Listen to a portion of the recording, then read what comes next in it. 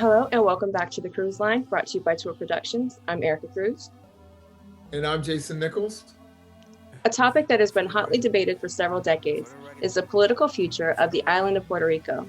There are some on and off the island that believe it's in Puerto Rico's best interest to become the 51st state.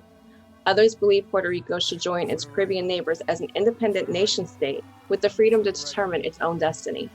Lastly, a shrinking number of people believe Puerto Rico should remain in its current state as a U.S. Commonwealth, which is essentially a less politically charged word for colony.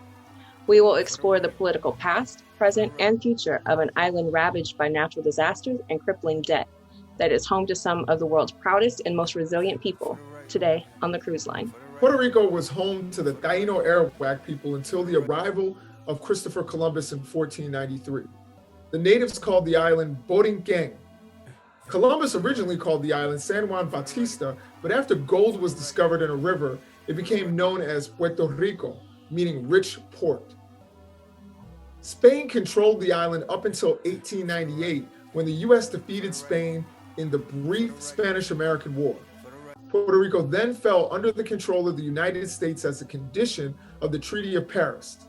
The 1917 Jones-Saffroth Act granted all Puerto Ricans U.S. citizenship, but also made Puerto Rican men eligible for the draft. For the first half of the 20th century, Puerto Ricans were fully disenfranchised. The President of the United States selected the governor of Puerto Rico, and most of those selections did not speak Spanish. Independence has also been sought by a portion of the Puerto Rican population. The Union of Puerto Rico became the first pro-sovereignty party on the island. In 1922, the Puerto Rican Nationalist Party formed, and in 1924, Afro-Puerto Rican nationalist hero Dr. Pedro Albizu Campos joined the party and became its vice president. In 1930, Dr. Albizu Campos was elected president of the party. The repression of the independence movement by police made Albizu Campos feel that electoral politics were futile. He began advocating for armed revolution. Violence over the issue of independence occurred all over the island in 1950. Albizu Campos was arrested and sentenced to 80 years in prison. He was pardoned by Governor Luis Munoz Marin, a former independence sympathizer, in 1953. However, Albizu's pardon was revoked in 1954 after an attack on the U.S. Capitol by Puerto Rican independentistas, led by Lolita Lebron.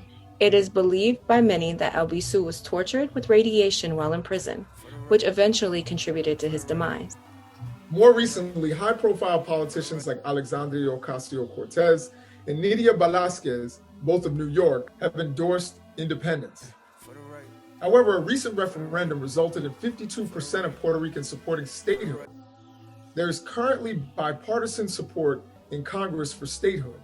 One of the opponents is Senate Minority Leader Mitch McConnell, who thinks making the poor island a state amounts to socialism. The first referendum on statehood versus independence in 1967 resulted in 65.9% wanting to remain a commonwealth. Republican Presidents Gerald Ford, Ronald Reagan, and George W. Bush all supported statehood to some degree. The Republican Party platform also expresses support for statehood, despite Puerto Rico being largely democratic. Some Puerto Ricans fear losing their culture and language if they become a state. Others fear becoming independent will lead to even more economic suffering, like some of Puerto Rico's Caribbean neighbors. However, most Puerto Ricans agree that the current colonial relationship with the United States is untenable. That's all for us here on the Cruise Line. Like and comment below if this video was helpful, share widely, and be on the lookout for more content from us and other soon-to-launch shows with Tour Productions. Stay safe and wear your mask.